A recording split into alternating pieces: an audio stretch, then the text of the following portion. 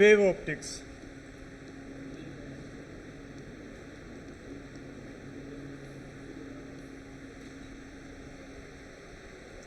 पहले वाले चैप्टर में पढ़ा केवल किरण के बारे में, पढ़ रहे थे प्रकाश को ही, लेकिन वहाँ पर प्रकाश को क्या मान रहे थे अपन? किरण मान रहे थे, नाम था रे ऑप्टिक्स। अब प्रकाश को मानेंगे अपन तरंग। तरंग को क्या बोलते हैं? Wave optics. अब प्रकाश के बारे में पहले किसने बताया? थोड़ा बहुत पहला सिद्धांत किसने दिया था प्रकाश के बारे में? आइगेन से पहले भी आया था कोई?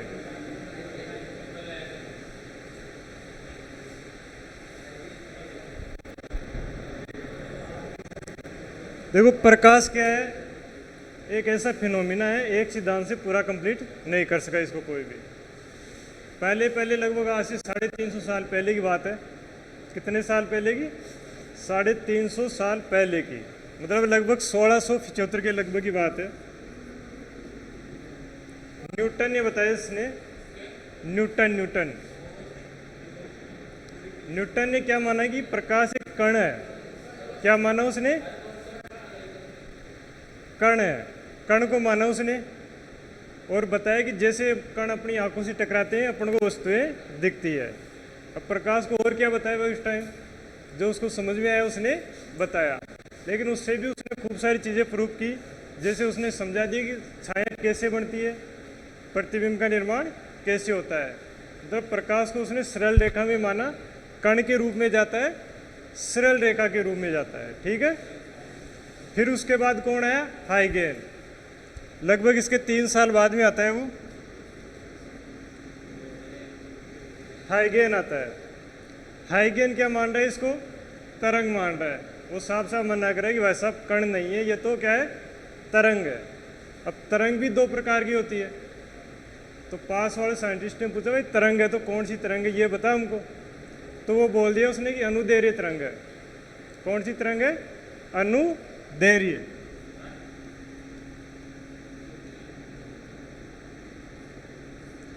एक होती है अनुप्रस्थ, एक होती है अनुदैर्घ्य।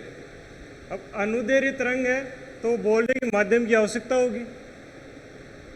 अनुदैर्घ्य तरंग तो माध्यम में चलती है, जैसे ध्वनि तरंग है, अनुदैर्घ्य तरंग है, उसके लिए माध्यम की आवश्यकता होती है। निर्वात में आप बोलोगे कोई कुछ नहीं सुनेगा, पास वाला आपके कान भी नहीं सुनेंगे, कितना ही चिल्ला लो आप, आवाज़ जाएगी नहीं निर्वात के अंदर। कुछ ना कुछ माध्यम होना चाहिए। अब साइंटिस्ट बोलेगी माध्यम है तो नहीं, किसको मानेगा तू माध्यम? तो ये बोल रहा है कि एक ऐसा माध्यम है जो ब्रह्मांड में हर जगह है। नाम क्या दिया इसने इसका? ईथर। काल्पनिक माध्यम माना इसने अपनी तरफ से। भाई बोल चुका ना अनुदैर्घ्य, पलट तो सकता नहीं है। बोल दिया अनुदैर्घ्य तो माध्यम बताना पड़ेगा। तो माध्यम इसने माना उस टाइम ईथर। ईथर को माना कि ये ऐसा माध्यम है हर जगह उपस्थित है, कहीं पर भी निर्वात नहीं है, ये तो होगा ही होगा, क्योंकि प्रकाश हर जगह जाता है, निर्वात में भी जाता है, माध्यम में, ट्रांसपेरेंट माध्यम में भी जाता है। तो ये बोल रहे ये तो होगा ही होगा। साथ में इसकी 2 प्रॉपर्टी और बता दी ईथर की कि ईथर कैसा है। बोला कि इसका कम घनत्व है बिल्कुल। दूसरा इसकी प्रत्यास्थता क्या है? बहुत ज़्यादा है। प्रत्यास्थता बहुत ज़्यादा है, घनत्व बहुत कम है। घनत्व बहुत कम का मतलब बिल्कुल बाहर ही मान सकते हो आप, इसमें कोई बाहर नहीं है, ये मेरी कल्पना ही है। कहने का मतलब वो ऐसा ही कहना चाह रहा था, ये मेरी कल्पना ही है। माध्यम है, बाहर नहीं है, घनत्व बिल्कुल कम है और इलास्टिक इतना है कि ये हर जगह घुस सकता है, कितनी भी छोटी जगह हो घुस जाएगा, ऐसा उसने बताया। फिर इसने तरंग संचरण के बारे में बताया। तरंग संचरण होती है तरंगाग्र के रूप में, वो भी हम पढ़ेंगे इसी के अंदर। लेकिन इसके बाद में एक वैज्ञानिक आता है, कौन? फ्रेनल। फ्रेनल ने बताया कि दूरवण होता है, उसके आधार पर उसने बताया कि कोई माध्यम, वो क्या तरंग कौन सी है? अनुप्रस्थ है, क्योंकि अनुदैर्घ्य तरंग का दूरवण नहीं होता, पोलराइजेशन नहीं होता, दूरवण केवल अनुप्रस्थ तरंगों का ही होता है। तो ये बात उसने कैंसिल कर दी फ्रेनल ने। दूसरा है माइकलसन मोर्ले ने अपना एक्सपेरिमेंट दिया। उस माइकलसन मोर्ले उसने ये बताया कि माध्यम होता ही नहीं है। मतलब दोनों बातें इसकी गलत निकल गई। इसके बाद में कौन आता है? Max Planck. लगभग 200 साल तक इनकी लड़ाई चलती रही। कौन सा होगा, क्या होगा? ये आता है 1875 के लगभग। मतलब 200 साल तक यही बातें चलती रही, है क्या क्या नहीं है। फिर आता है कौन? Max Planck. इसने प्रकाश को क्या माना? ईएम वेव के रूप में, मतलब इलेक्ट्रोमैग्नेटिक वेव के रूप में माना। ठीक है, इसने भी कुछ घटनाएं बताई, लेकिन जैसे प्रकाश विद्युत प्रभाव, रमन प्रभाव, स्टार्क प्रभाव, ये नहीं समझा पाया। लास्ट में कौन आते हैं अपने? इनके बाद में एक और आएगा क्वांटम वाला, मैक्स प्लांक। क्वांटम सिद्धांत किसने दिया था? प्लांक ने दिया था ना। वो मान रहा है कि ये क्वांटा है, क्वांटा के रूप में चलती है, लेकिन कुछ घटनाएं उसने प्रकाश विद्युत प्रभाव को पढ़ा दिया और 2-3 घटनाएं बताई, लेकिन कुछ घटनाएं वो नहीं समझा पाया। मतलब प्रकाश को कैसा भी मानो, एक रूप मानोगे तो पूरी घटनाएं नहीं समझा पाओगे। लास्ट में आता अपने कौन? De Broglie.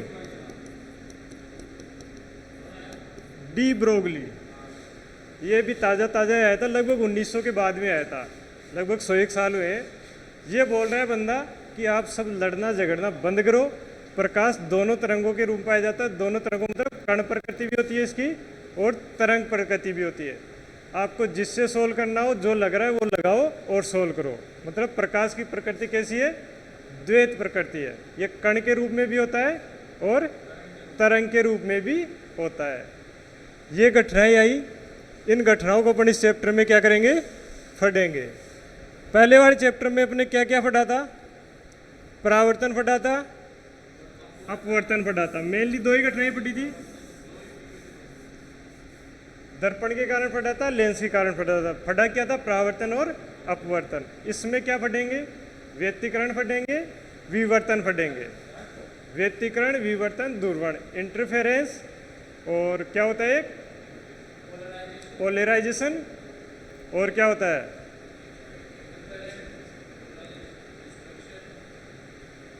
डिफ्रेक्शन होता है ना। व्यतिकरण, विवर्तन, व्यतिकरण, विवर्तन और दूरवर्ण। इसके अगले चैप्टर में क्या पढ़ेंगे? फोटो इलेक्ट्रिक इफेक्ट वगैरह पढ़ेंगे। मतलब ये 3-4 चैप्टर आपके किससे हैं? लाइट से संबंधित ही हैं। तो आप पहले हेडिंग डालो प्रकाश। प्रकाश क्या है? हेडिंग डालो लाइट या प्रकाश।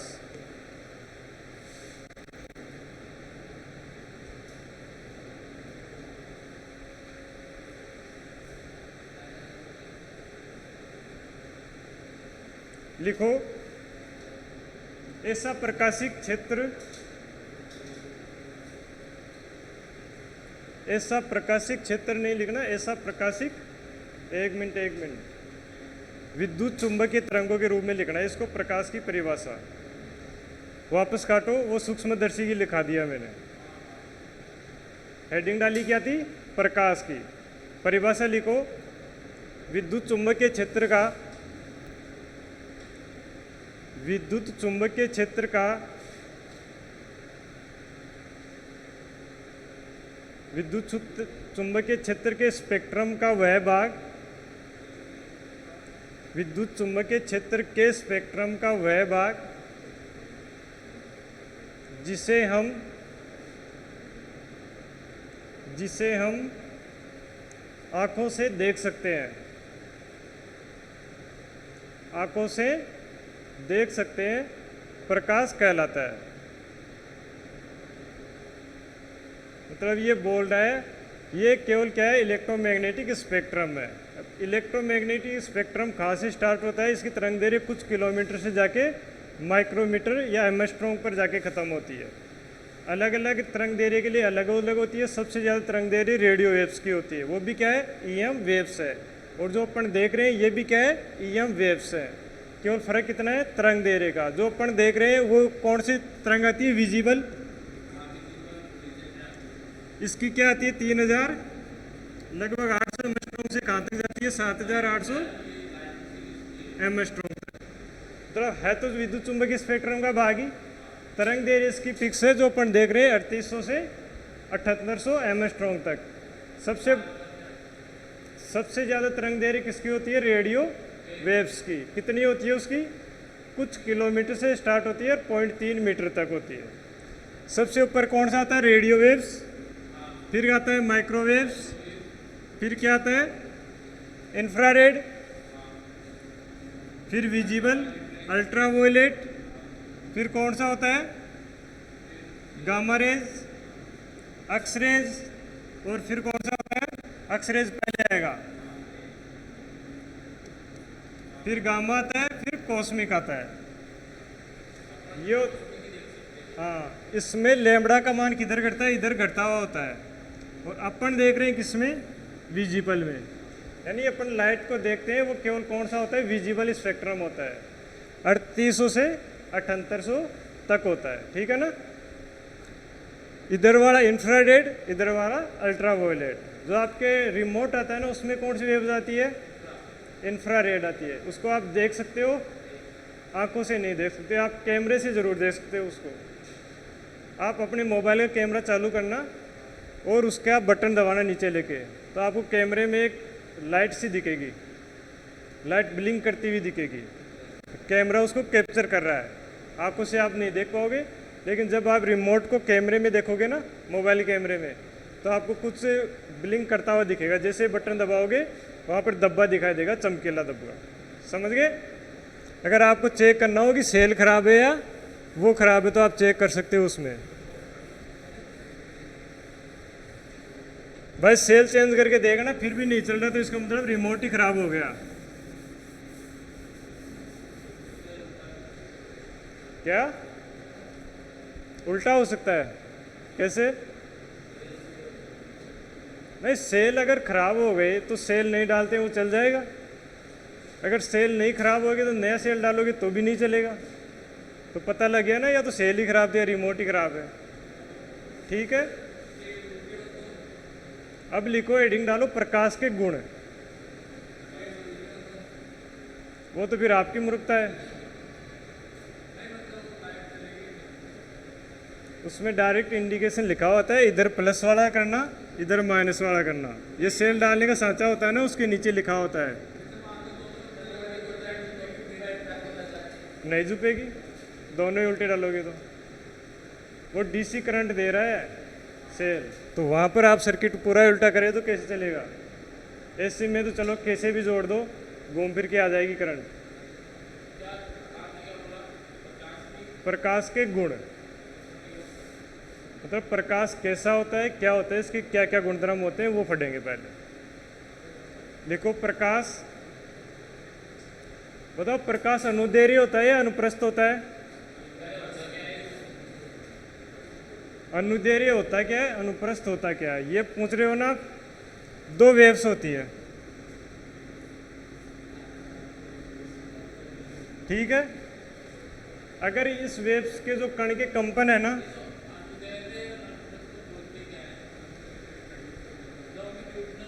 लॉन्गिट्यूडनल और ट्रांसवर्सिव, दोनों नहीं होता है। प्रकाश होता है केवल अनुप्रस्थ होता है, अनुदैर्घ्य नहीं होता। अनुदैर्घ्य में क्या होता है, कंपन गति की दिशा में ही होते हैं इसके, मतलब कण ऐसे ऐसे हिलते हुए जाएंगे। जैसे आप स्प्रिंग होती है ना, स्प्रिंग, उसमें आप कंपन कराओगे, मतलब उसको खींच के छोड़ोगे तो एक बार वो इकट्ठी होगी, एक बार फैलेगी, इकट्ठी होगी, फैलेगी। वो तो कौन सा कंपन हो गया, अनुदैर्घ्य कंपन, मतलब गति की दिशा में ही कंपन होते हैं। इसको दर्शाते किसे, संपीड़न और विरलन। मतलब संपीड़न मतलब वो स्प्रिंग एक जगह इकट्ठी हो रही है कहीं पर, और विरलन मतलब दूर दूर जा रही है स्प्रिंग। ऐसे ही होती है ना स्प्रिंग, आप ऐसे करके उसको छोड़ोगे तो कहीं पर इकट्ठी होगी, कहीं पर दूर होगी, ऐसे कंपन करेगी। वो तो होता है अनुदैर्घ्य। अनुप्रस्थ क्या होता है, गति के लंबवत उसके अंदर कंपन होते हैं। जैसे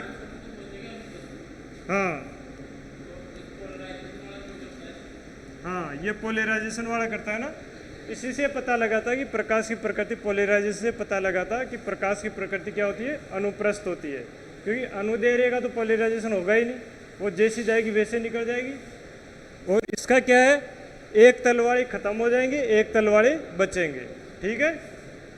तो प्रकाश तरंगे कैसी होती है, अनुप्रस्थ होती है। लिखो प्रकाश तरंगे अनुप्रस्थ वह प्रगामी होती है, प्रगामी होती है।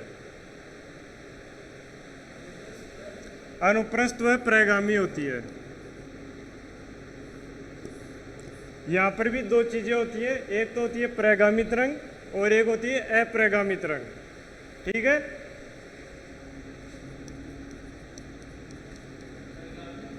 प्रगामी और अप्रगामी। प्रगामी तरंग वो होती है जो अपने साथ एनर्जी को लेके जाती है, मतलब माध्यम में एनर्जी का भी संचरण करेगी। अप्रगामी तरंग होती है उसके अंदर ऊर्जा का संचरण नहीं होता। ठीक है, आ गया ना समझ में? मतलब प्रकाश तरंग होगी एक तो अनुप्रस्थ होगी और एक क्या होगी, प्रगामी तरंग होगी। ठीक है भाई, बता दो दिया ना, एनर्जी का ट्रांसफर अगर साथ में हो रहा है तो प्रगामी होगी, अगर ट्रांसफर नहीं हो रहा है तो प्रगामी नहीं होगी, अप्रगामी होगी।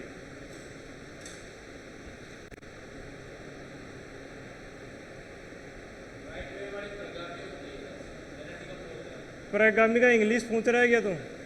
प्रोग्रेसिव बोलते हैं। हाँ, प्रोग्रेसिव।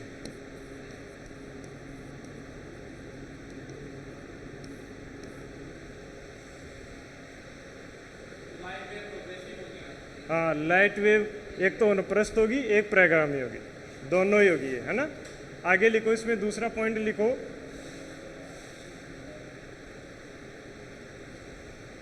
अनुप्रस्थ हेडिंग डालो इसके नीचे और फिर लिखो। अनुप्रस्थ के बारे में बता देता हूँ, थोड़ा सा याद रहेगा। लिखो ई व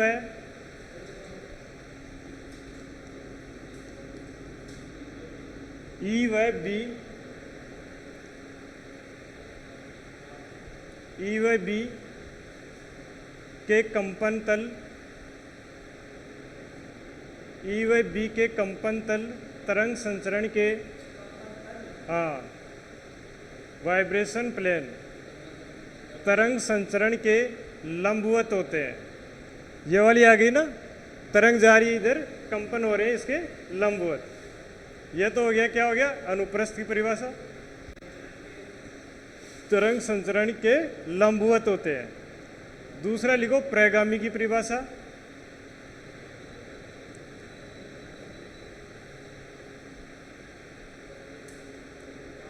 ऊर्जा का संचरण होता है। क्या होगा? ऊर्जा का संचरण होगा।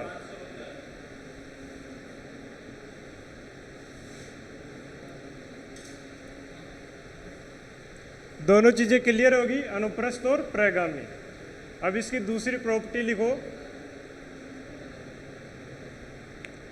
निर्वात में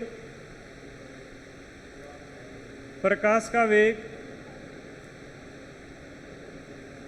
सर्वाधिक होता है। हाँ, सर्वाधिक वेग कहाँ पर होगा? निर्वात में होगा। कितना होगा? 3 × 10⁸ मीटर पर सेकेंड।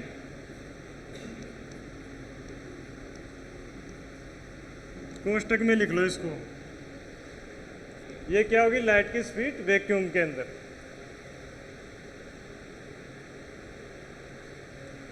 तीसरी प्रॉपर्टी लिखो इसमें, प्रकाश तरंगों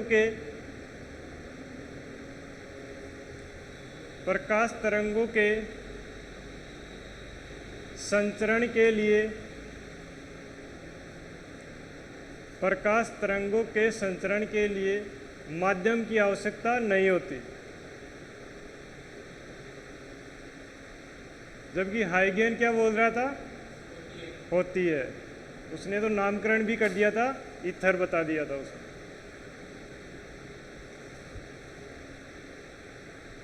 लिखो प्रकाश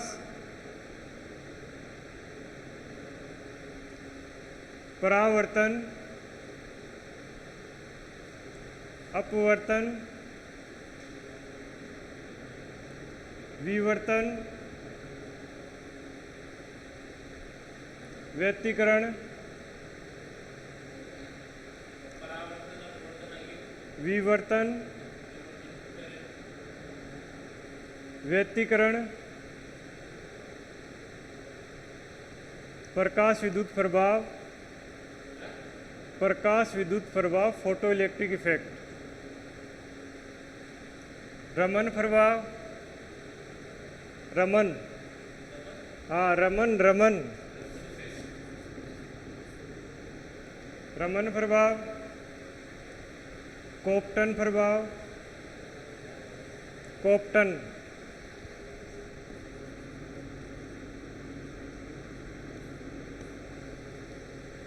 आदि सभी गुणों को दर्शाता है।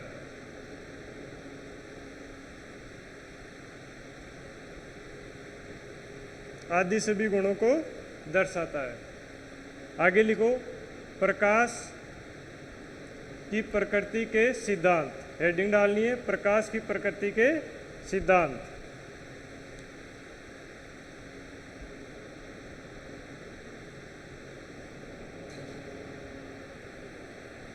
पहला लिखो इसमें न्यूटन का कणिका सिद्धांत, हाँ कणिका सिद्धांत। दूसरा आता है इसमें हाइगेन का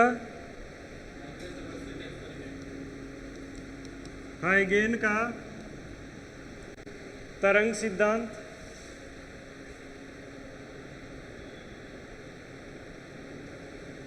तीसरा आता है इसमें मैक्सवेल का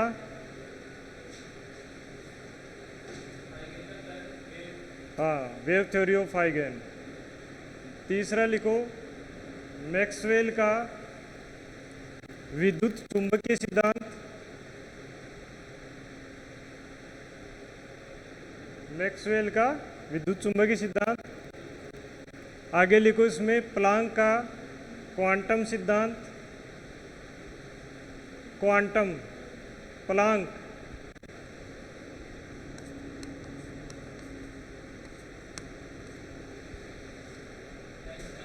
प्लांक का क्वांटम सिद्धांत, quantum theory of Planck. Last में इसमें आता है डी ब्रोगली की द्वैत प्रकृति का सिद्धांत।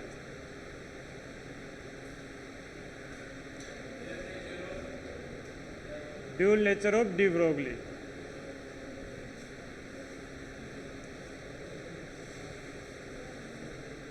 तब डी ब्रोगली ने आके सबका संकट मेट दिया। अब पहले हेडिंग डालो इसमें न्यूटन का कणिका सिद्धांत।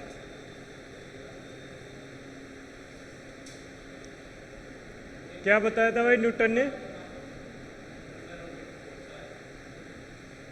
क्या हो गया? वो आगे आएगा अभी। ये छोटे छोटे सिद्धांत है, इनको पढ़ लो। ये क्या क्या बोले, जो भी समझाया ना मैंने 5 मिनट है, उन बातों को लिख लो। तो न्यूटन ने क्या बताया था मैंने भी?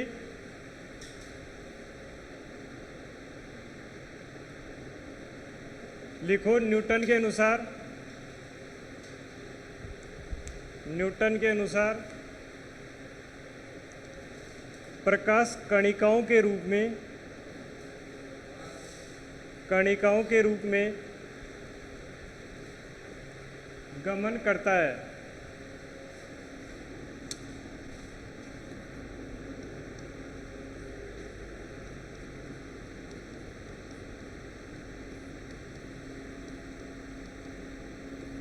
किसके रूप में गमन करेगा ये? कणिकाओं के रूप में। मतलब प्रकाश को ये क्या मान रहे? छोटे छोटे कणों से मिलकर बना हुआ मान रहा है, और कण क्या है? सीधी रेखा में गमन करते हैं। आगे लिखो इसके अंदर न्यूटन ने बताया कि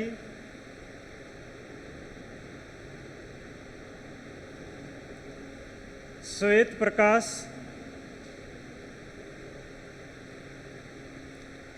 प्रकाश 7 रंगों की कणिकाओं से मिलकर बनता है।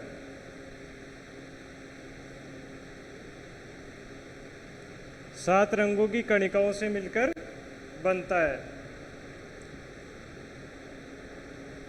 तथा इसका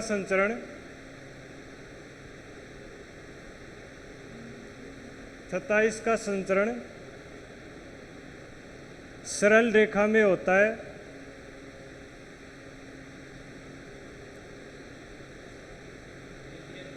हाँ, सरल रेखाओं में होता है। इस प्रकार न्यूटन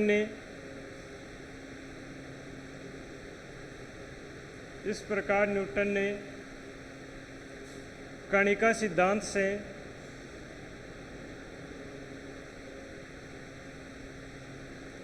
छाया के निर्माण को समझाया।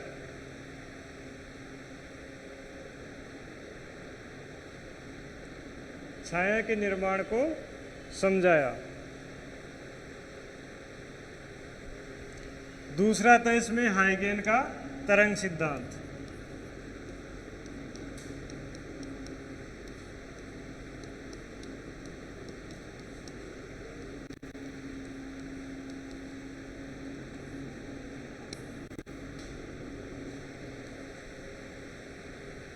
हाइगेन ने क्या क्या बताया था?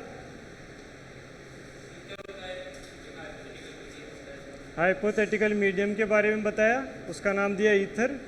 और एक इसने बताया कि प्रकाश तरंगागर के रूप में चलता है, वेव फ्रंट के रूप में चलता है। तो लिखो, हाइगेन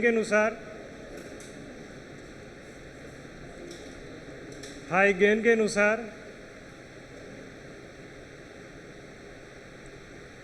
प्रकाश तरंगाग्र के रूप में, हाइगेन के अनुसार प्रकाश तरंगाग्र के रूप में संचरित होता है।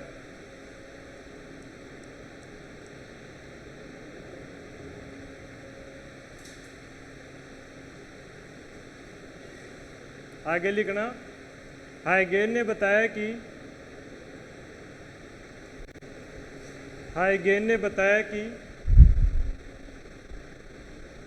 प्रकाश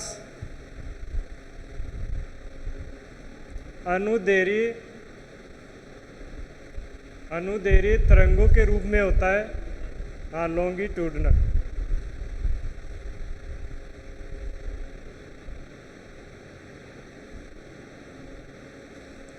अनुदैर्घ्य तरंगों के रूप में होता है। वह इसके गमन के लिए माध्यम की आवश्यकता होती है।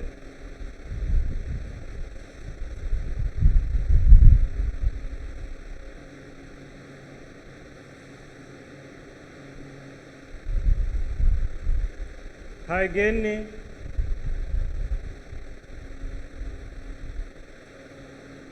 एक सर्वव्यापी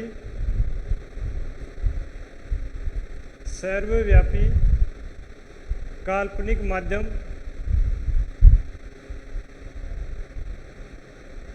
ईथर के रूप में बताया। काल्पनिक माध्यम को क्या बताया उसने? ईथर मान लिया।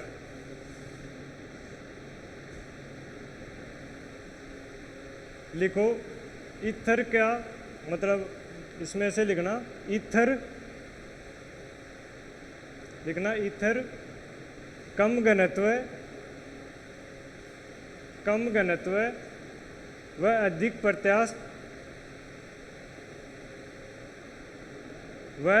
प्रत्यास्थ होता है।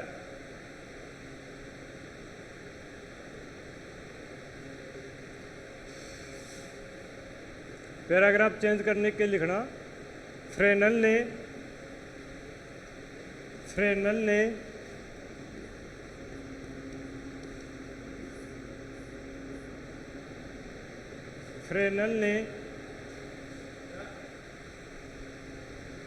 वैज्ञानिक का नाम है ये फ्रेनल ने दूरवण के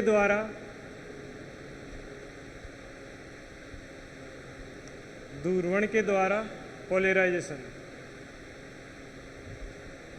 सिद्ध किया कि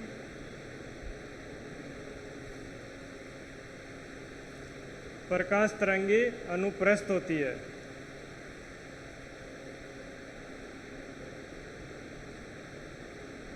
प्रकाश तरंगे अनुप्रस्थ होती है। नीचे लिखना है।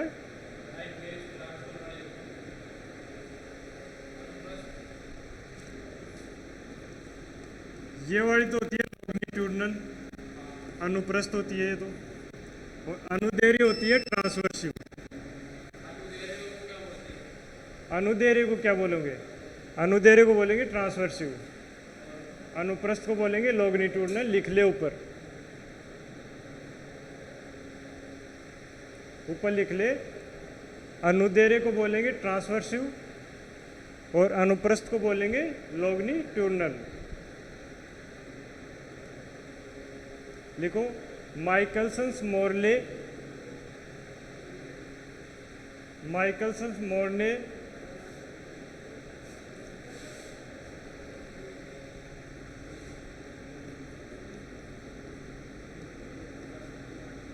माइकलसन मोर्ले,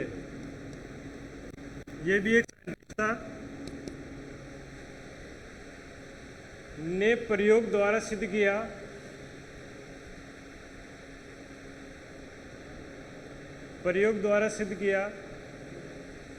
कि प्रकाश के संचरण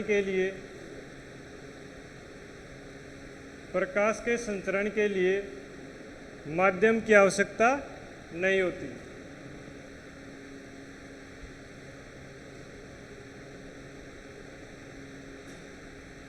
अब शुरू में मैंने क्या लगाया था, हाइगेन ने प्रकाश संचरण कैसे माना? तरंगाग्र के रूप में माना ना। अब हेडिंग डालो तरंगाग्र, वेव फ्रंट। क्या है भाई? तरंगाग्र,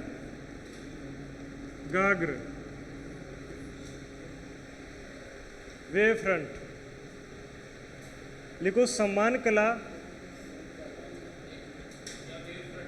हाँ वेव फ्रंट। सम्मान कला में कंपन करने वाले, सम्मान कला में कंपन करने वाले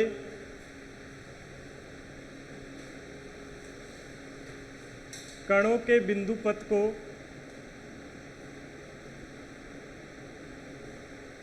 तरंगाग्र कहते हैं। बिंदुपथ को तरंगाग्र कहते हैं। ये तो होगी इसकी परिभाषा। समझने में ये ऐसा कहना चाह रहा है कि कोई भी सरफेस ले लो, चाहे वो सरफेस गोलाकार हो या वक्री हो या समतल हो, इसके अंदर जो भी कण होंगे उनका फेज समान होगा, मतलब एक साथ ही ऊपर जाएंगे, एक साथ नीचे आएंगे। इस प्लेन को क्या कहते हैं अपन? तरंगाग्र कहते हैं। वो परिभाषा थी कि सम्मान कला में कंपन करने वाले कणों का बिंदुपथ, बिंदुपथ मतलब एक जगह उसका स्थान ले लो, या तो ये वाला ले लो या ये वाला ले लो, उसको क्या कहेंगे अपन? तरंगाग्र कहते हैं। ठीक है भाई, लिखो तरंगाग्र। तरंगाग्र से किरणें, तरंगाग्र से किरणें हमेशा लंबवत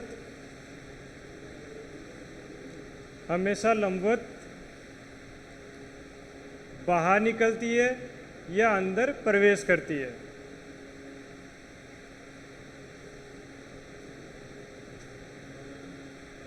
बाहर निकलती है या अंदर प्रवेश करती है।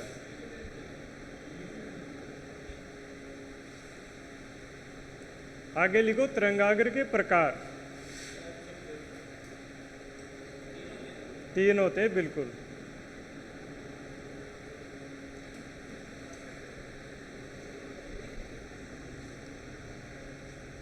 पहला होता है कौन सा? गोलीय। दूसरा होता है बेलनाकार, तीसरा होता है समतल। तो पहले लिखो गोलीय तरंगाग्र।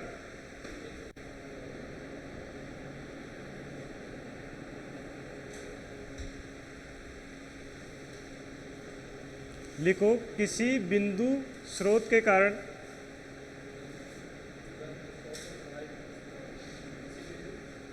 किसी बिंदुवत प्रकाश स्रोत के कारण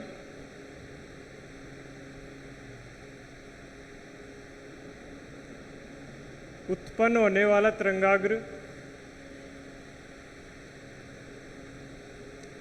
उत्पन्न होने वाला तरंगाग्र गोलीय तरंगाग्र कहलाता है। मतलब ये कोई लाइट सोर्स है, जैसे मान लो ये कोई बल्ब जल रहा है यहाँ पर, ठीक है, या तो कोई बिंदुवत लाइट सोर्स मान लो, या मान लो कि बल्ब जल रहा है, उसको अपन बिंदु के रूप में ले रहे हैं। तो इससे प्रकाश की किरणें कैसे जाएगी? चारों ओर जाएगी? अरे जाएगी या नहीं जाएगी?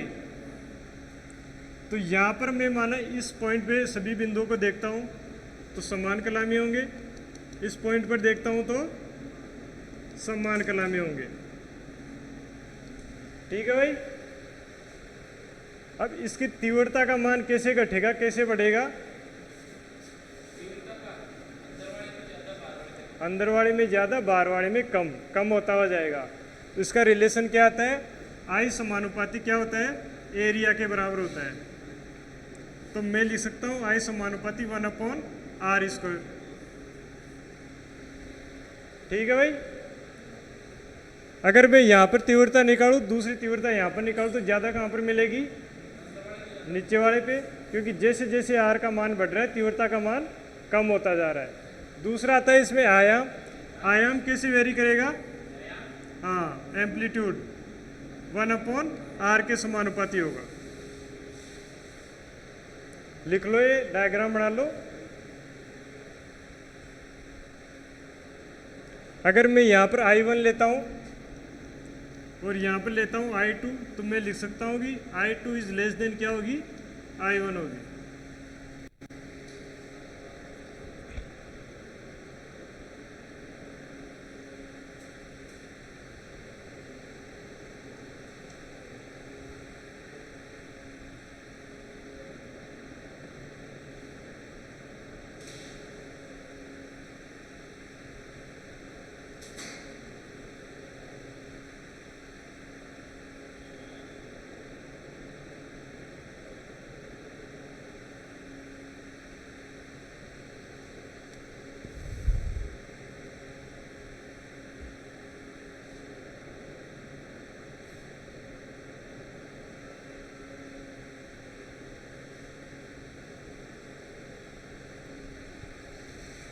बता लिया?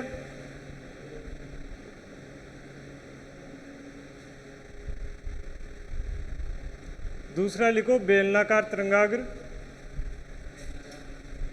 सिलेंड्रिकल।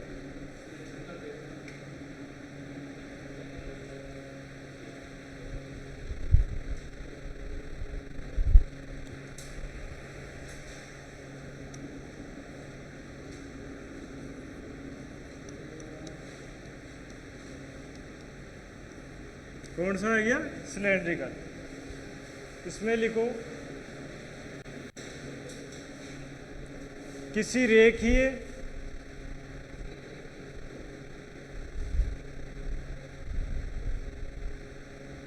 या किसी रेखीय या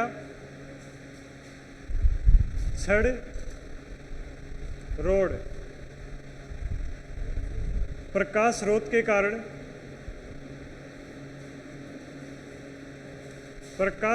कारण उत्पन्न तरंगाग्र बेलनाकार तरंगाग्र कहलाता है। अब इसमें क्या होगा? जैसे आपकी ये ट्यूबलाइट ले लो,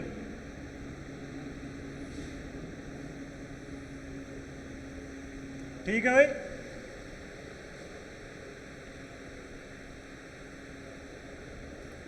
लिख लिया क्या? आपने ट्यूबलाइट ली तो ये लंबी है बिल्कुल बेलन की तरह या छड़ के रूप में, तो इससे किरणें चारों ओर निकलेगी।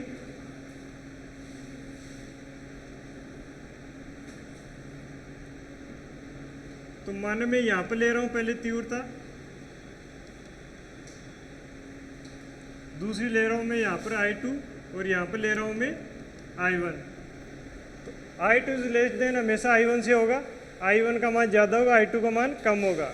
अब इसमें रिलेशन कैसे आएगा? I समानुपाती किसके होता है? एरिया के। अब बेलन का एरिया कैसे निकालोगे आप? 2πr इंटू एल या एच इसकी ऊंचाई। तो आर पे कैसे डिपेंड करेगा, आई समानुपाती 1/r। एच फिक्स है इसकी लंबाई, आर फिक्स कहाँ है, आर तो जैसे जैसे वेव फ्रंट बढ़ता जाएगा दूरी का मान बढ़ता जाएगा। अभी मैं यहाँ पर निकाल रहा हूँ, फिर यहाँ पर निकालूंगा, फिर यहाँ पर निकालूंगा, फिर यहाँ पर निकालूंगा, तो आर की वैल्यू बढ़ रही है ना। एल तो इसी लेवल में बढ़ेगा पूरा, यहाँ पर निकालेगा तो ऐसे निकालेगा।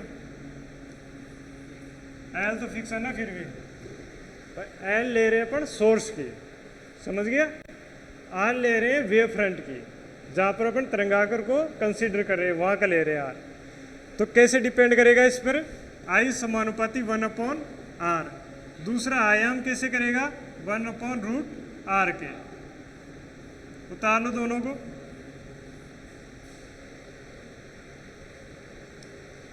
आई 1/r पे जाएगा, ए जाएगा 1/√r के ऊपर। उसमें क्या था, आई आर स्क्वायर के था, ए किसके था, आर के।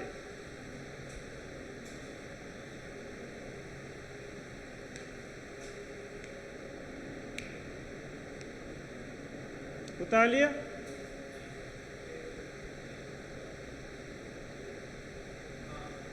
तीसरा लिखो समतल तरंगाग्र।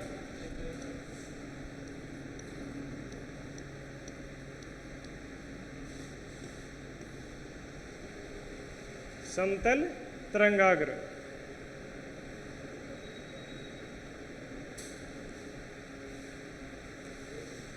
लिखो बहुत बड़े आकार के, बहुत बड़े आकार के गोलीय गोलीय या बेलनाकार, गोलीय या बेलनाकार तरंगाग्र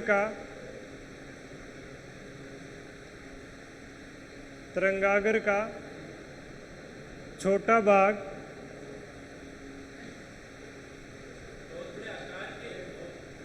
हाँ बहुत बड़े, मतलब अगर ये अभी तो ऐसा है, आप फिर बड़ा होगा, फिर बड़ा होगा, मान लो बहुत बड़ा हो गया, तो लास्ट में मान सकता हूँ कि अगर इसका मैं छोटा सा हिस्सा लूँगा तो वो क्या करेगा, एक प्लेन में आएगा। ठीक है, मतलब जैसे जैसे दूरी बढ़ती जाएगी तरंगाग्र का आकार बढ़ता जाएगा, रेडियस उसकी बढ़ती जाएगी। तो पहले तो आपको विजिबली हो रहा है गोलाकार है, फिर और बड़ा होगा, और बड़ा होगा, बहुत बड़ा हो गया, तो मैं इसका छोटा सा हिस्सा लूँगा तो वो क्या हो गया, समतल के रूप में देखेगा। जैसे अपनी धरती कैसी है, गोल है, आपको दिख रही है कि ये गोल है, आपको तो प्लेन दिख रही है ना, लेकिन है गोल। तो ऐसे बोल रहा है कि बहुत बड़े गोलीय या बेलनाकार तरंगाग्र का बहुत छोटा भाग समतल या प्लेन तरंगाग्र कहलाता है। लिख लिया। अब लिखो समांतर से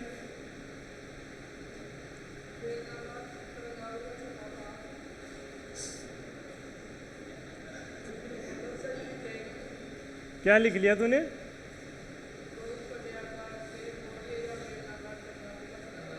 समतल तरंगाग्र कहलाता है। पीछे रह गया तो थोड़ा सा लिखो समांतर से आती हुई, नेक्स्ट पैराग्राफ में लिखना समांतर से आती हुई प्रकाश तरंगों द्वारा, समांतर से आती हुई प्रकाश तरंगों द्वारा बना तरंगाकार तरंगाग्र प्रकाश किरणों द्वारा बना तरंगाग्र समतल तरंगाग्र कहलाता है। इसका डायग्राम कैसे बनेगा भाई, बिल्कुल प्लेन बनेगा।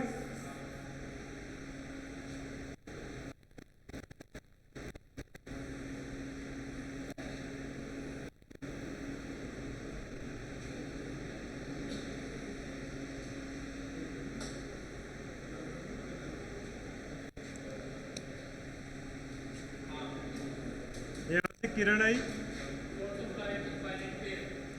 हाँ मान सकते हो आप इनफाइनाइट पे है तो समांतर आती हुई दिखेगी किरणें।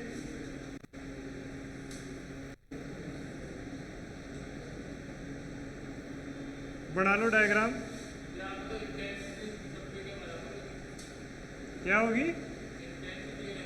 बिल्कुल बराबर होगा, बिल्कुल।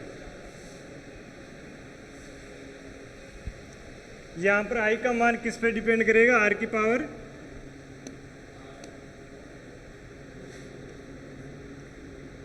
0 पर, और ए का मान भी किस पे करेगा? आर की पावर 0 पर। मतलब मैं बोल सकता हूँ अगर यहाँ पर I1 है और यहाँ पर I2 है, तो मैं बोल सकता हूँ कि I1 बराबर क्या होगा? I2 होगा।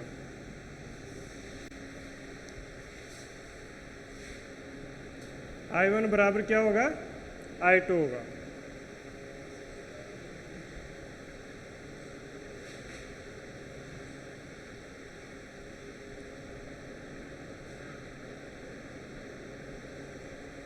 अगला लिखो, मैक्सवेल का विद्युत चुंबकीय सिद्धांत। कौन सा है ये? तीसरे नंबर का होगा शायद। अगला सिद्धांत लिखो, मैक्सवेल का विद्युत चुंबकीय सिद्धांत। पहला कौन सा लिखा? न्यूटन का कणिका सिद्धांत।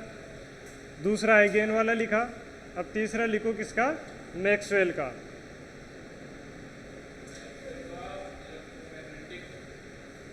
प्रिंसिपल देखो, मैक्सवेल के अनुसार प्रकाश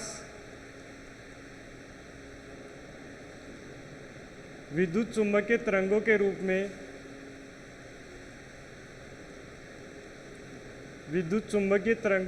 में संचरित होता है।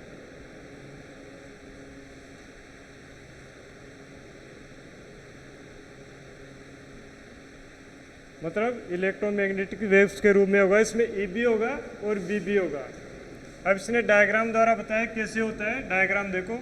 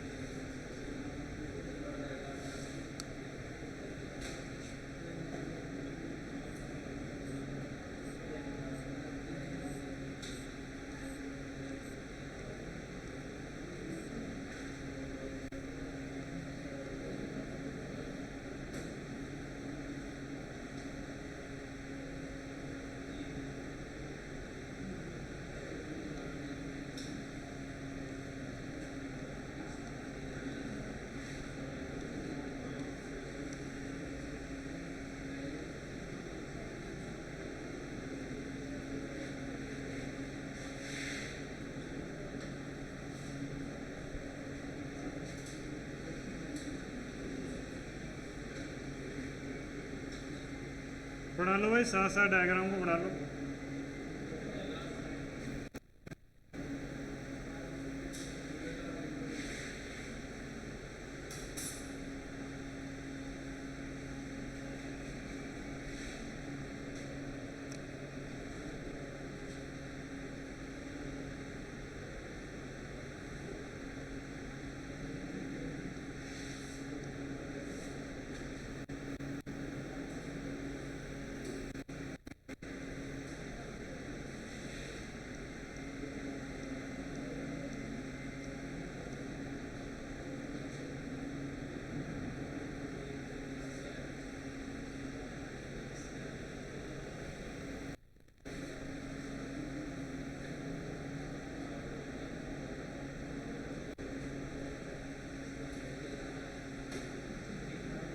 नहीं भाई,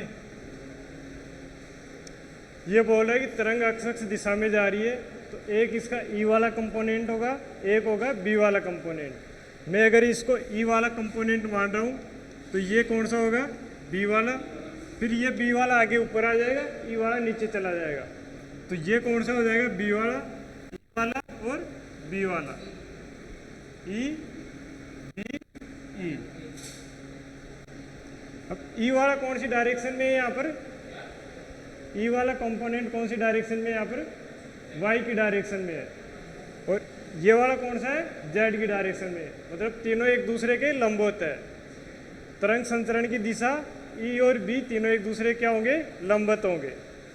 ठीक है, उतार लो इसको।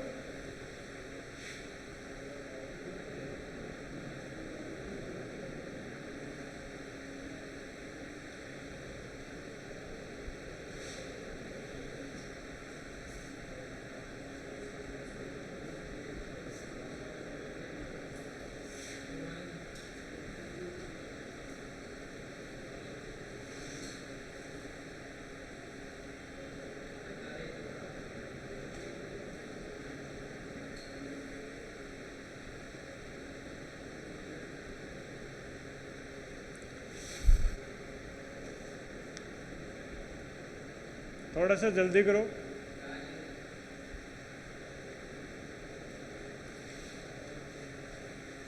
वैसे वो आपकी थ्योरी बची है लगभग, आगे के चैप्टरों में ज़्यादातर थ्योरी है। हाँ, तो जो भी है उनमें सब में लगभग थ्योरी है। न्यूक्लियर वाले में हाँ, उसमें थोड़ा सा है, मैक्सिमम पार्ट बचा है थ्योरी का, लगभग लिखना पड़ेगा। अब आप 14 तो वो है ना डिवाइस वाला, डायोड वगैरह वो है उसमें। बता लिया भाई।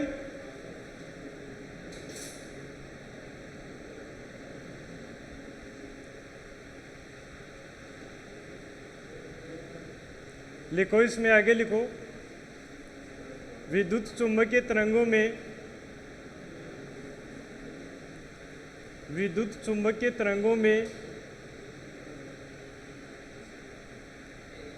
ई व बी एक दूसरे के लंबवत होते हैं, हाँ, तथा ये दोनों तरंग संचरण के भी लंबवत होते हैं। तरंग संचरण, direction of waves.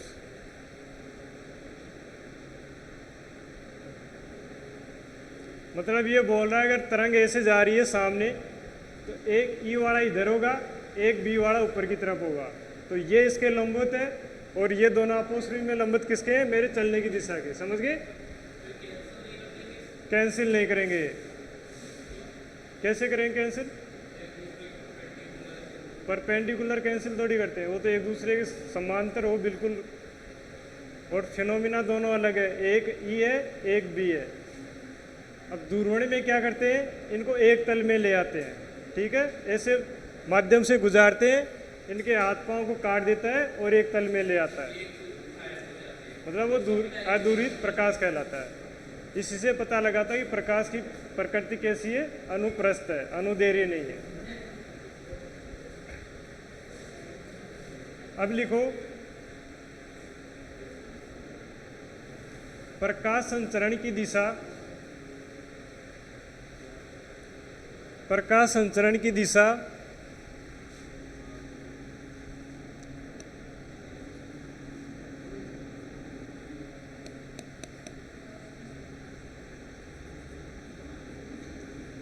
E cross B के अनुदिश होती है।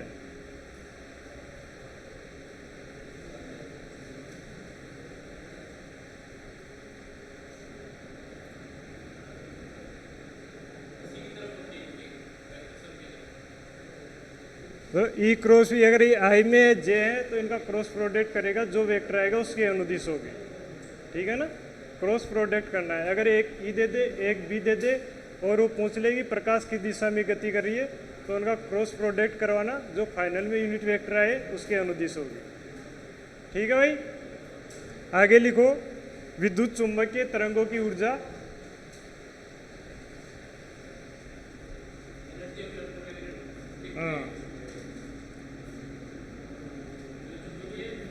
तरंगों की ऊर्जा। टोटल ऊर्जा होगी बी के कारण ऊर्जा और ई के कारण ऊर्जा। बी के कारण ऊर्जा क्या होती है? B square upon 2 mu naught plus इसके कारण होती है एप्सिलॉन नॉट ई स्क्वायर।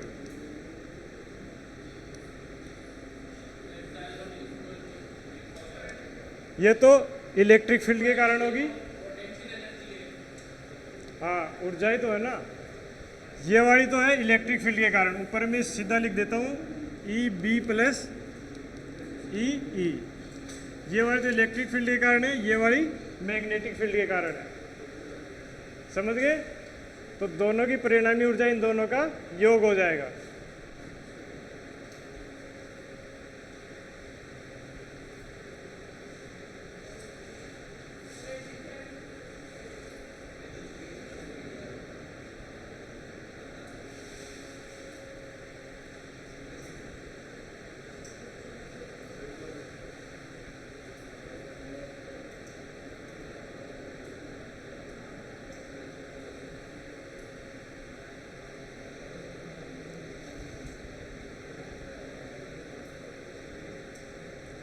लिखो, आगे लिखो। यह सिद्धांत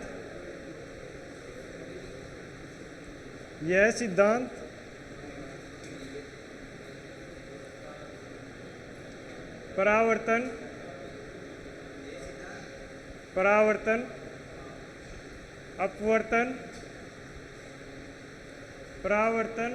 अपवर्तन विवर्तन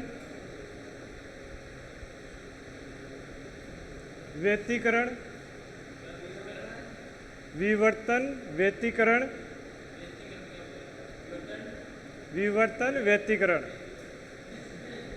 व्यतिकरण इंटरफेरेंस होता है। यह सिद्धांत परावर्तन, अपवर्तन, विवर्तन, व्यतिकरण आदि को समझाता है।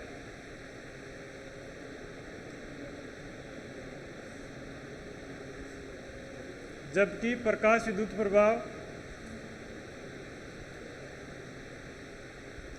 रमन प्रभाव, प्रकाश विद्युत प्रभाव, photoelectric effect, Raman effect, Compton effect आदि को नहीं समझा पाया।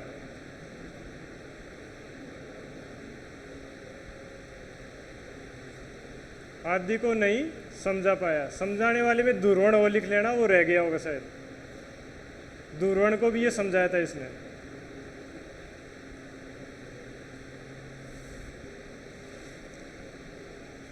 आगे हेडिंग डालो प्लांक का क्वांटम सिद्धांत।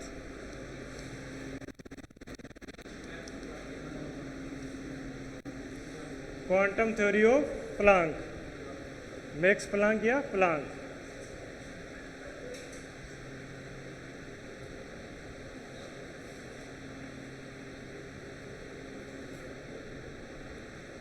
देखो, इस सिद्धांत के अनुसार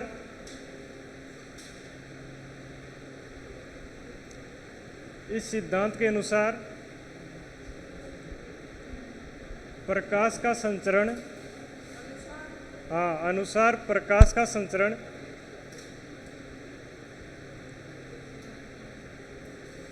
ऊर्जा के, इस सिद्धांत के अनुसार प्रकाश का संचरण ऊर्जा के छोटे छोटे पैकेट्स के रूप में होता है। क्वांटा पैकेट्स के रूप में होता है।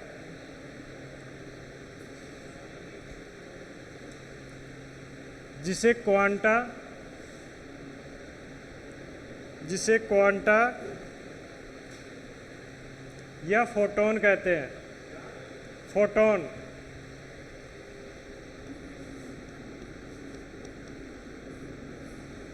क्वांटा या फोटोन कहते हैं। देखो, प्लांक के अनुसार फोटोन की ऊर्जा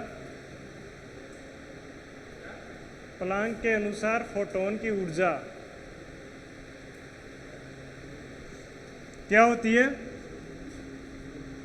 ई बराबर एच न्यू,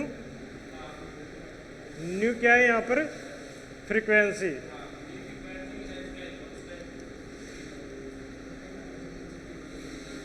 फ्रीक्वेंसी हो जाएगी और न्यू की वैल्यू क्या होती है, सी बाई लेमड़ा। तो ई बराबर क्या लिख सकता हूं मैं, H C by lambda. Lambda क्या है यहाँ पर, वेवलेंथ, सी क्या है, वेलोसिटी ऑफ लाइट, एच क्या है, प्लांक कांस्टेंट 6.602 इंटू 10⁻⁻34।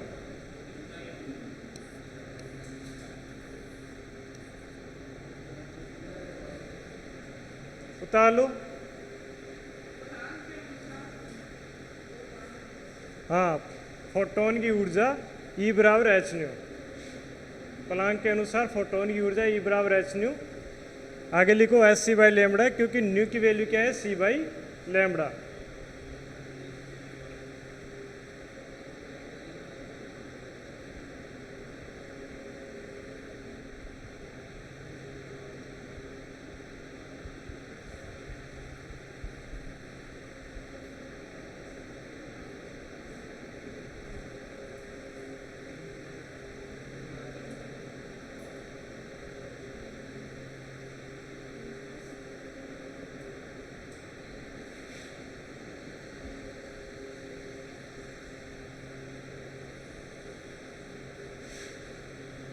बता लिया। हाँ, सी की वैल्यू क्या है, प्रकाश का वेग, वैक्यूम के अंदर 3 इंटू 10⁸ मीटर पर सेकेंड। आगे लिखो फोटोन का संवेग,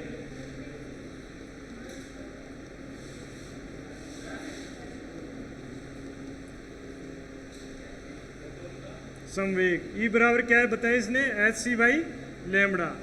और ई बराबर क्या होता है, एम सी स्क्वायर, आइंस्टाइन के ऊर्जा समीकरण से। तो यहाँ इसकी वैल्यू मैं रखता हूँ, एच सी बाई लेमड़ा बराबर एम सी स्क्वायर, सी से सी कैंसिल, द्रव्यमान इंटू वेलोसिटी क्या हो गया, संवेग। पी बराबर क्या होता है, M V mass into velocity. तो मास इंटू वेलोसिटी, इसको मैं क्या लिख सकूँगा, पी। तो यहाँ से पी बराबर क्या हो गया, एच बाई लेमड़ा। हाँ, संवेग मोमेंटम होता है। तो P बराबर क्या आ गया, एच बाई लेमड़ा। अगर इसको मैं E के फॉर्म में लिखूं तो कैसे लिखूंगा देखना, E के फॉर्म में E बराबर क्या था, M C square. M C को तो मैं क्या लिख दूंगा, P सी, ऐसा का ऐसा आ जाएगा। तो P बराबर क्या आ जाएगा, E बटे सी। ये भी संवेग है, ये भी संवेग है, ये ई के रूप में है, वो एच बाई लेमड़ा के रूप में। ठीक है, उतार लो इनको।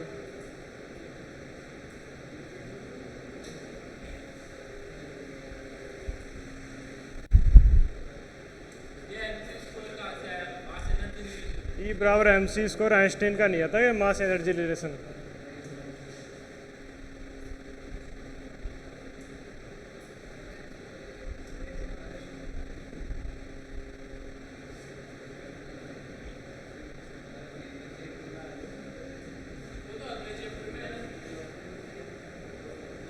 यहाँ पर आ रहा है तो यहाँ पर लिख लो, अगले में और पढ़ लेंगे, क्या दिक्कत है।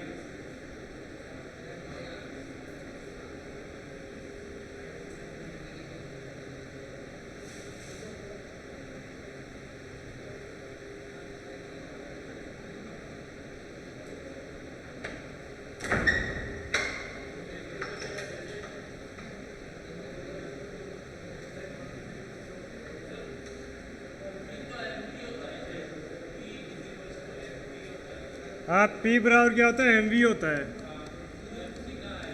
एम क्या है, मास, वी क्या है, वेलोसिटी। अगर मैं वेलोसिटी को सी के रूप में लिखूँ तो क्या हो गया, एम सी हो गया ना। तो यहाँ से एम सी की वैल्यू मैंने क्या रख दी, P। एम वी होता है क्या है, मास इंटू वेलोसिटी होता है वो। अब वेलोसिटी वहाँ पर v है, यहाँ पर c है। निपटा लिया। लिखो यह सिद्धांत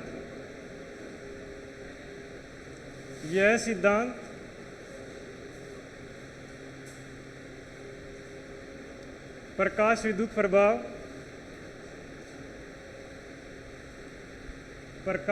प्रभाव फोटो इलेक्ट्रिक इफेक्ट, कॉप्टन इफेक्ट, कॉप्टन प्रभाव, रमन प्रभाव,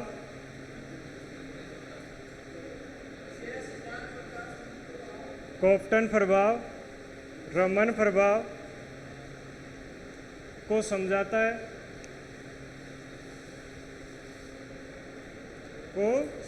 है, लेकिन विवर्तन, व्यतिकरण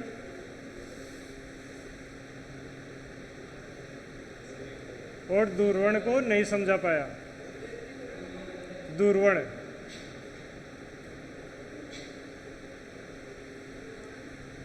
को नहीं समझा पाया।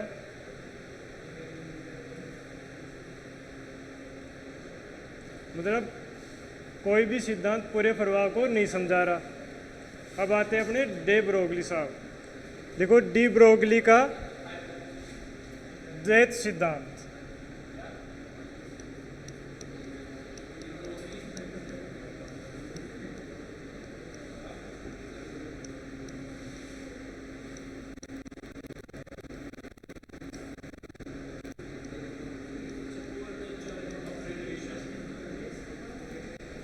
द्वैत प्रकृति का सिद्धांत, द्वैत प्रकृति का सिद्धांत, ड्यूल नेचर ऑफ लाइट। यह लगभग 1900 के बाद में आया था। ये मतलब ये सबसे लेटेस्ट है।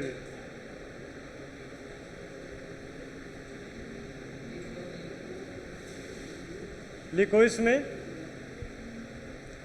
डी ब्रोगली के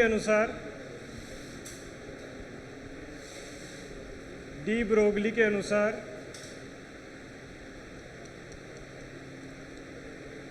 प्रकाश की द्वैत प्रकृति होती है।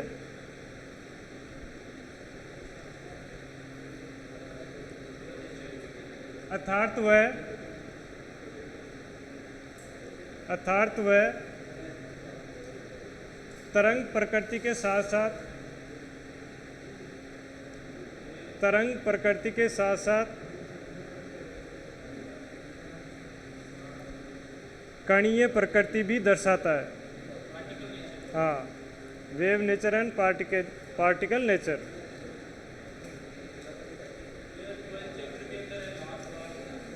देखो कई परिस्थितियों में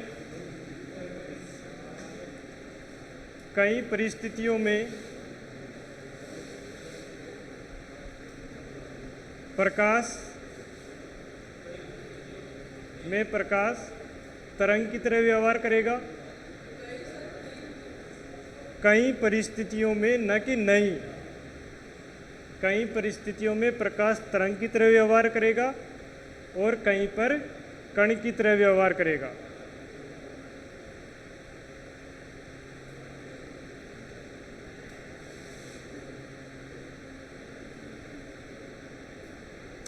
पहले लिखो तरंग प्रकृति कहाँ पर होती है।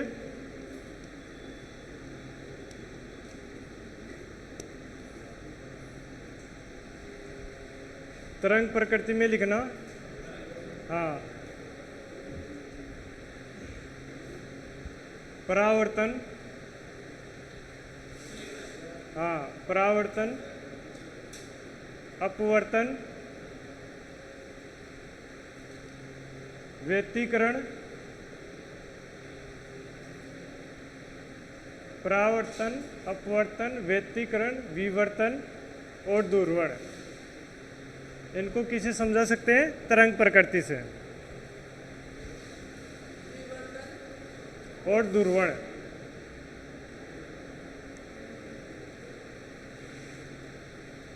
नीचे लिखो कणीय प्रकृति,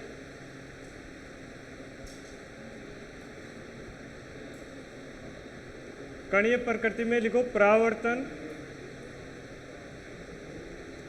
अपवर्तन,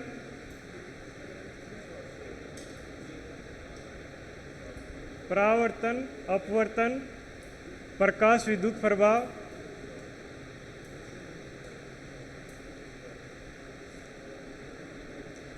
रमन प्रभाव और क्या कॉप्टन प्रभाव।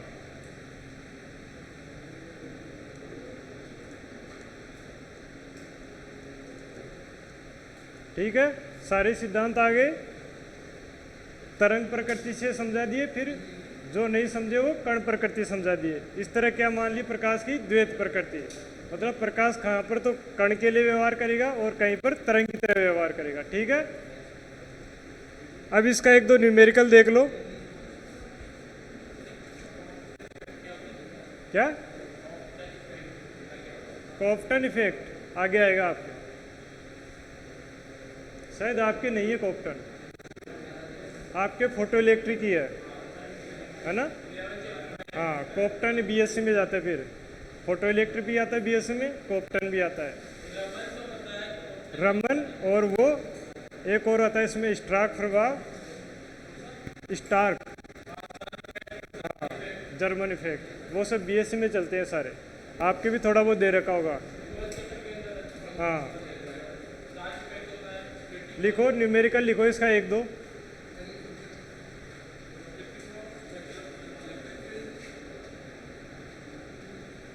लिखो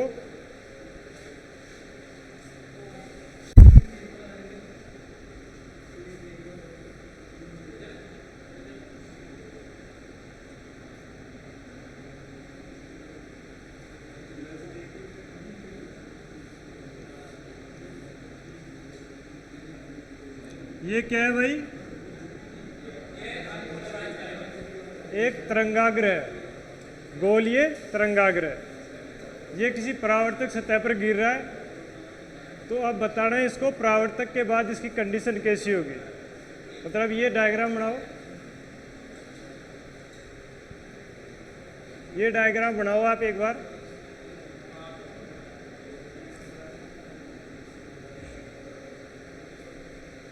लिखो यदि चित्रानुसार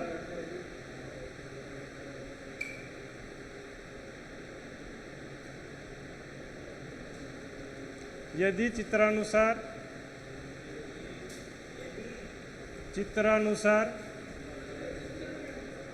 गोलीय तरंगाग्र आपतित होता है, गोलीय तरंगाग्र आपतित होता है,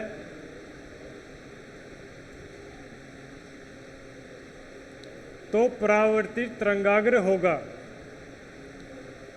परावर्तित तरंगाग्र रिफ्लेक्टेड। पहला ऑप्शन बना रहा हूं मैं,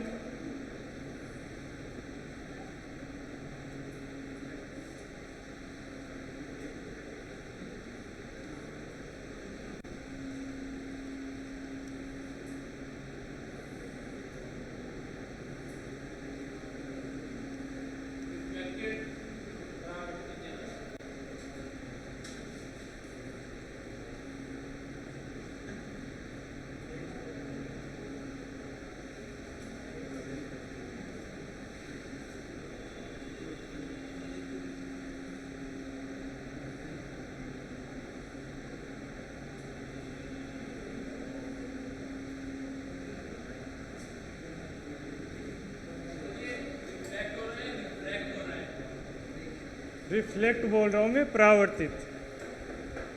बताओ ये कौन सा होगा? चौथा वाला होना चाहिए। और पीछे से भाई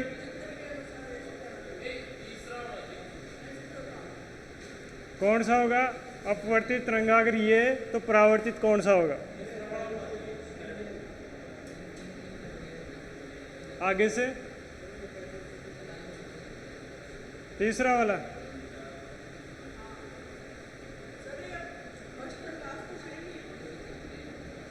अच्छा सेम ही बन गया कि थोड़ा सा टेढ़ा बना लो, इसको सीधा बना लो, फिर इसको ऐसे बना लो सीधा बिल्कुल।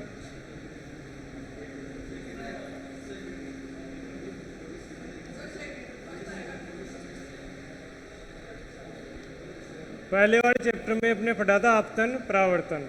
आपतन कोण परावर्तन कोण बराबर होते हैं। अगर ये तरंगाग्र ऐसे आ रहा है तो इसको तरंगाग्र को तो उठाओ आप, किरण को देखो किरण कैसे आ रही है। किरण ऐसे आ रही है तो जाएगी कैसे, तीसरे की तरह जाएगी, ऐसे आएगी तो ऐसे जाएगी। तो ये आपतित हो रहा है तो ये परावर्तित होगा। डायग्राम कौन सा आएगा, तीसरा। भाई ऐसे आ रही है तो फिर जाएगी ना ऐसे।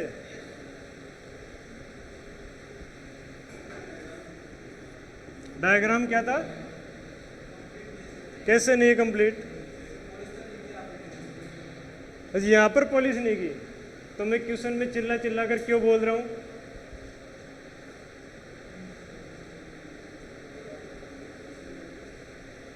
क्वेश्चन में बोल रहा हूं ना परावर्तित, अपवर्तित तो नहीं बोल रहा मैं।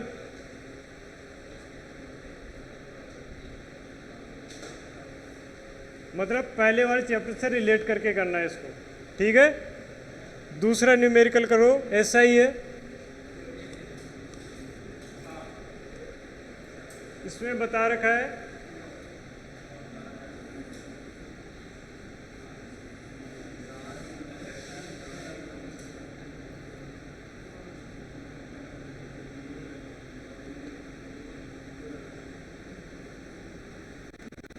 μ1 दे रखा है 1, μ2 दे रखा है √2। ये एंगल आपको देख रहा है 45 डिग्री। कितना दे रहा है, 45 डिग्री। अगर 45 डिग्री को आप ये नहीं मानकर दूसरा मान लो,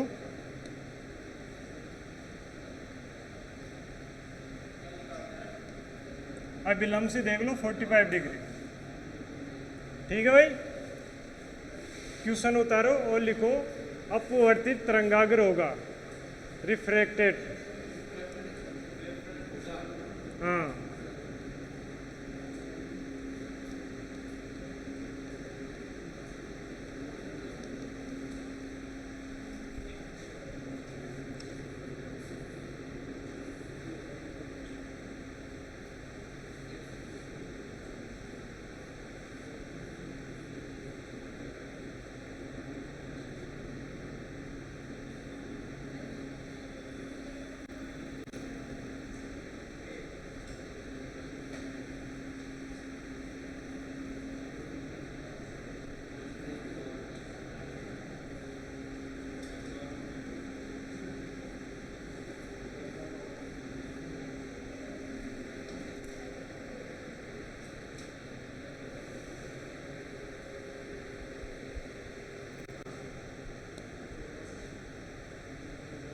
ये एंगल है 60, ये एंगल है 60, ये एंगल है 30, और एक ऐसा ही बना लेना। 3 ही रहने दो आप, तो 3 में बता दो।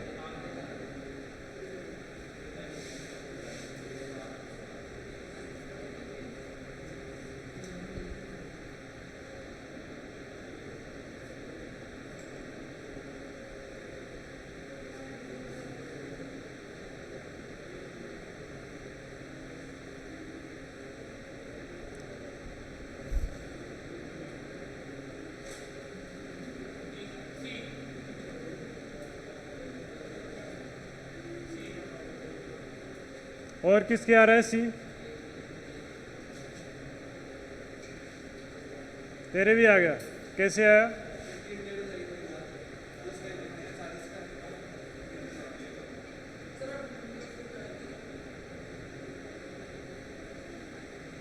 अगर मैं यहाँ पर 40 दे दूँ तो नहीं, यहाँ पर ऑप्शन में एक 40 भी डाल दूँ तो